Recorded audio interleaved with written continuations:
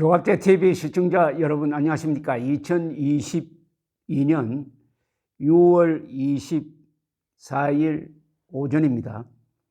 강기정 광주시장 당선자가 방송토론회에 나와가지고 5.18 민주화운동 유공자 명단 공개에 대해서 진지하게 검토해 보겠다고 말했다가 5.18 단체의 항의를 받고는 유공자 명단 공개는 명백히 위법이라면서 법률 개정을 통한 명단 공개에 대해서 난색을 표했습니다. 태도를 바꿨다는 거죠.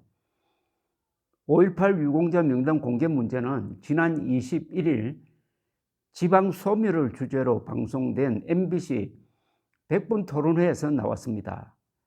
여기에 토론자로 나온 강기정 당선자와 홍준표 대구시장 당선자가 토론을 하다가 이런 질문을 받았습니다. 입장을 바꿔 서로의 지역에서 시장에 당선되었다면 가장 먼저 무엇을 할 것인가 라는 주제가 나왔는데 홍 당선자가 한국 현대사의 가장 자랑스러운 게 5.18 민주화 운동이라면서 제가 광주시장이라면 민주화 운동의 유공자들 얼마나 자랑스럽나 명단 공개를 하겠다라고 말했어요. 홍준표 당선자는 이어서 이렇게 자랑스러운 사람들이 역사에 있었다. 왜 그걸 공개 안 하는지 이해가 안 된다. 그게 무슨 죄 지은 일이 아니지 않나. 얼마나 자랑스러운 일인가. 그렇다면 유공자 자녀들이 얼마나 자랑스러워 하겠나라고 했습니다. 명단 공개를 하면은 다른 사람들이 알아주고 특히 친척들, 자녀들이 알아주니까 자랑스럽게 말할 수 있지 않겠느냐. 상당히 합리적인 이야기입니다. 이렇게 이야기를 하니까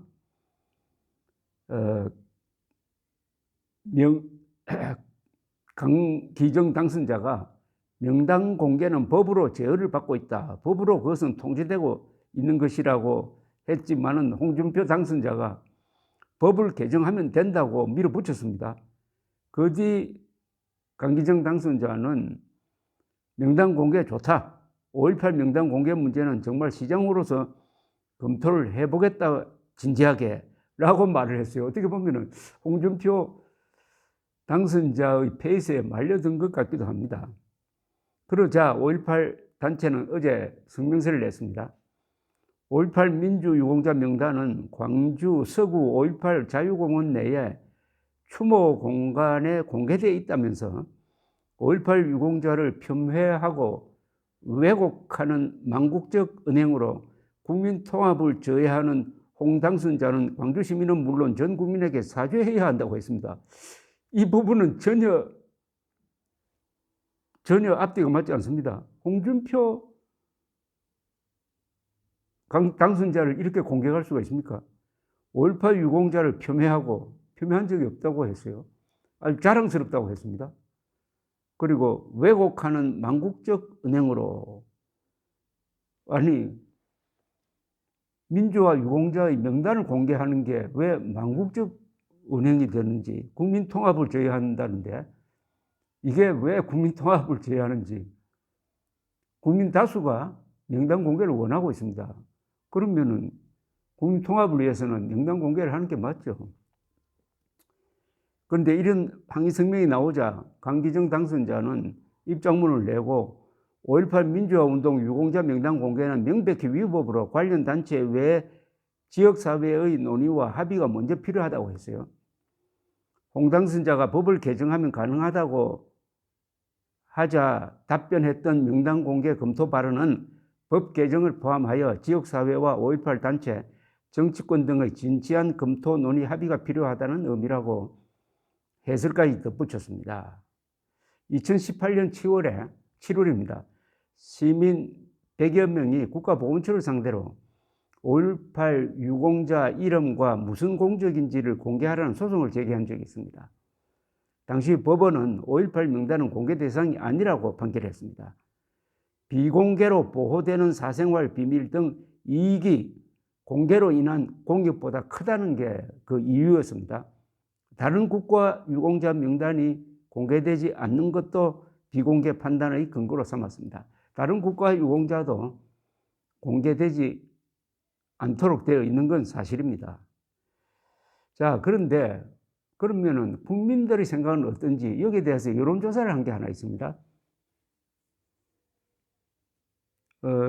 요게 2019년 2월 여론조사입니다. 여론조사 공정이 실시한 조사인데 1029명을 대상으로 했네요.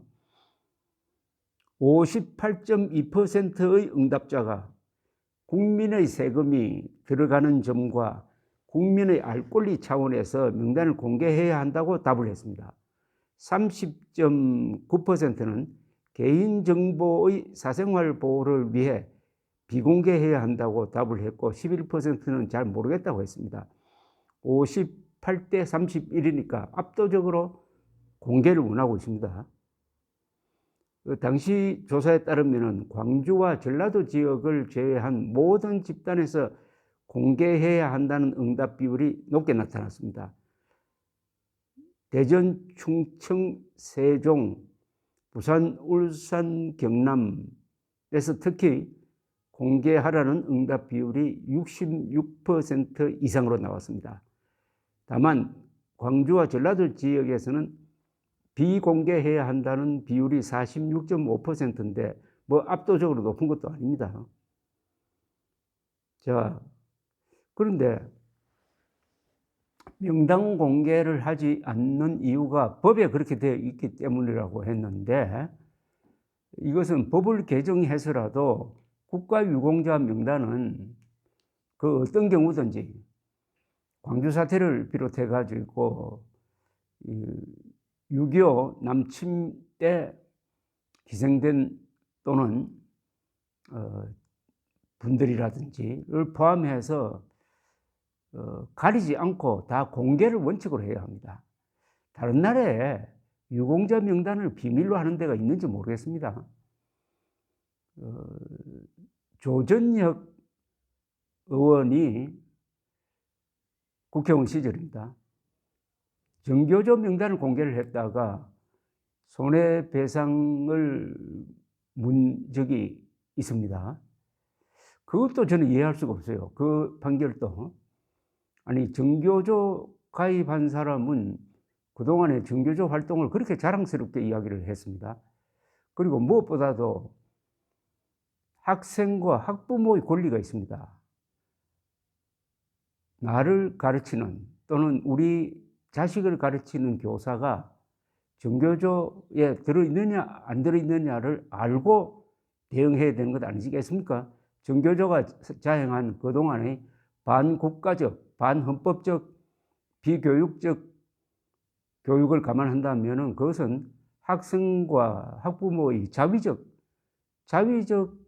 대응을 도와주는 거죠. 그런데 그것도 명단 공개는 불법이라고 판결한 적이 있습니다. 하필 왜 광주 정교조 이런 사람들에 대한 판결이 그렇게 나오는지 과연 법 해석이 그것밖에 없는 건지는 앞으로 전문가들이 다룰 요량하더라도 정교조 명단 그리고 광주 민주화운동 유공자 명단은 반드시 공개되어야 합니다. 그 이유는 거기 명단에 들어가 있는 사람들이 국민과 국가를 상대로 자랑스럽게 이야기해 왔잖아요. 특히 광주 사태의 경우에는 광주 분들이 이 정부에 대해서 여러 가지 요구를 했는데 그 중에는 상당히 무리한 요구도 있었습니다. 그런데 우리 국민들이 광주에 대해서, 광주 사람들에 대해서, 광주 민주화 운동을 했다는 사람들에 대해서 요구하는 것은 왜 받아주지 않습니까? 광주발 무리한 요구 중에 하나는 헬기 사격이 있었다는 주장을 해왔습니다. 그동안에 여러 번의 국가적 조사에서 헬기 사격 없었다는 게 확정이 됐는데 문재인 정권 들어서서 송영무 국방장관 시절에 국방부 산하에 특조위를 만들어가지고 헬기 사격으로 양민 학살이 있었다는 보고서를 냈습니다. 그게 사실이 아니라는 것은 광주 시민들이 다 잘 알잖아요. 헬기 사격이 양민들을 상대로 이루어졌다면 수십 명, 수백 명 죽었을 것 아닙니까? 단 한 명도 헬기 사격으로 죽었다는 사람이 없고 부상자도 없고 치료한 사람도 없는데 문재인 정권이 국방부 장관을 시켜가지고 이렇게 사실과 다른 보고를 하는 바람에 국군이 지금 나치의 무슨 비밀경찰 같은 학살 집단으로 지금 공식화되어 있습니다. 그런 걸 감안한다면 우리 국민들이 요구하는, 다수 국민들이 요구하는 명단 공개는 광주 지역 사람들 그리고 그 유공자로서 국가로부터 혜택을 받고 있는 사람들이 스스로 명단 공개를 하겠다고 나오면은 그 뭐 법률 개정하는 것은 간단하게 이루어질 것이라고 생각합니다. 감사합니다.